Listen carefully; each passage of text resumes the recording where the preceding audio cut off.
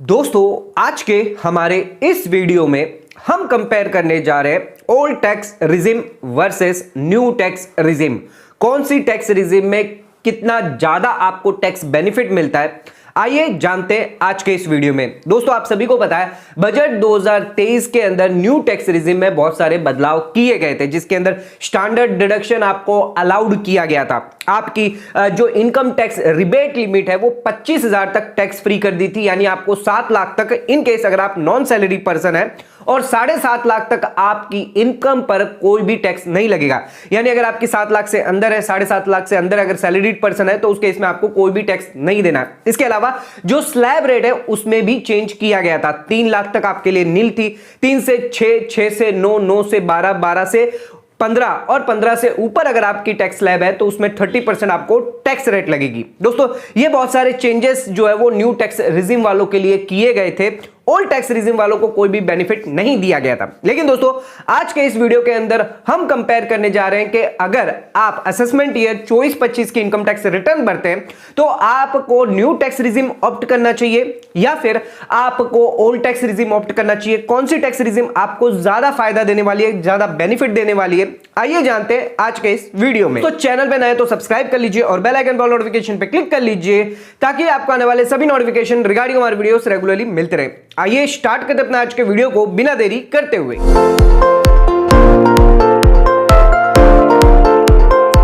तो दोस्तों आइए स्टार्ट करते अपना आज के वीडियो को और जानते हैं ओल्ड टैक्स रिजिम या फिर न्यू टैक्स रिजिम कौन सी आपके लिए ज्यादा फायदेमंद है, टैक्स सेविंग है।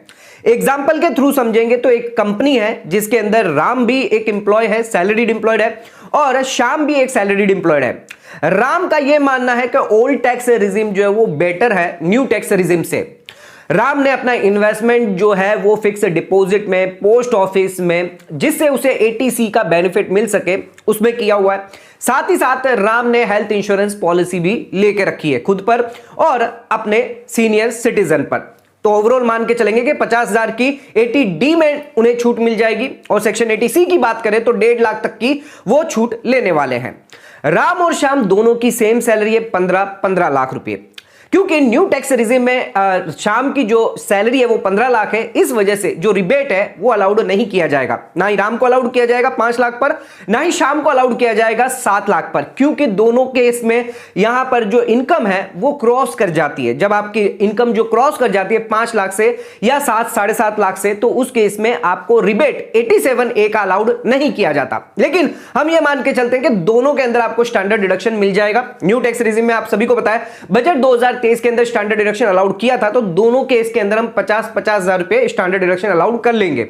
अब दोस्तों यहां पर हमें कैलकुलेशन करके देखना है कि कौन सी टैक्स रिजिम, क्या राम यहां पर जीतते हैं या श्याम यहां पर जीतते हैं, कौन ज्यादा टैक्स का फायदा ले जाते हैं।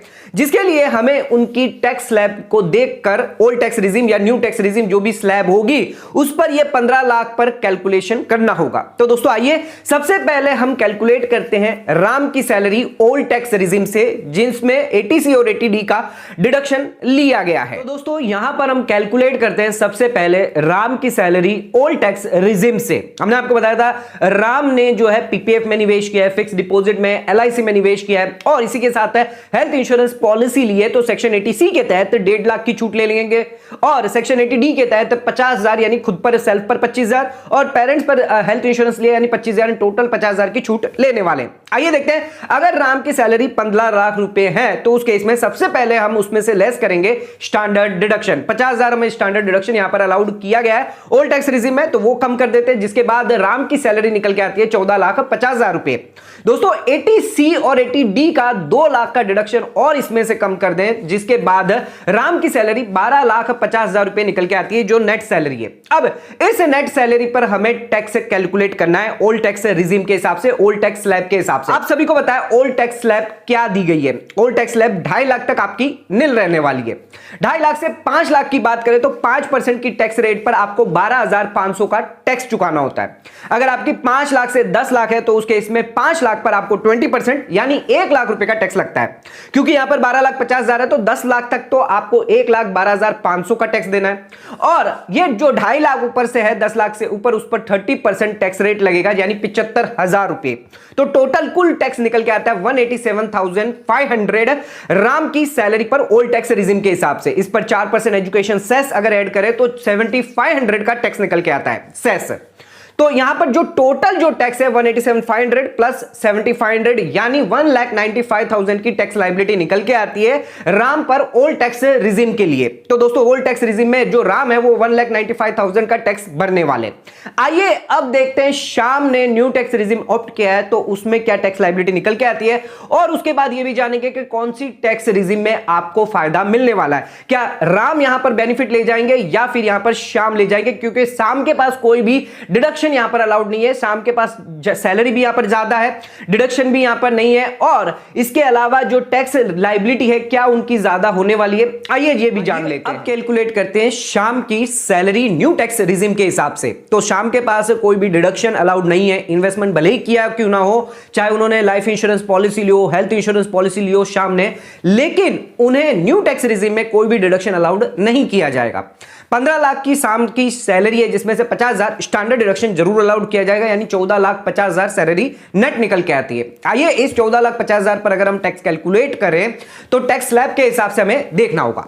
पहले 3 लाख पर कोई टैक्स नहीं लगेगा, फिर 3 से 6 लाख की स्लैब है जिसके अंदर 5% टैक्स निकल के आता है, यानी 15,000 रुपए का टैक्स निकल के आ जाता है।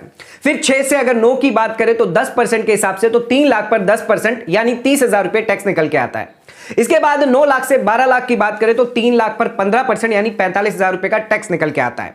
ये 3 टैक्स हो गए, 15,000 रुपए, 30,000 रुपए, 45,000 रुपए, और 12 लाख से ऊपर 14,50,000 यानी 2.5 लाख पर 20% की टैक्स रेट लगती है, जिसके वजह से 50,000 टैक्स निकल के आता है, यानी कुल टोटल टैक्स 1,40,000 निकल के आ जाता है। जिसमें अगर 4% एजुकेशन सेस अगर ऐड करें तो 5,600 यानी 1,45,600 रुपए का टैक्स निकल के आता है।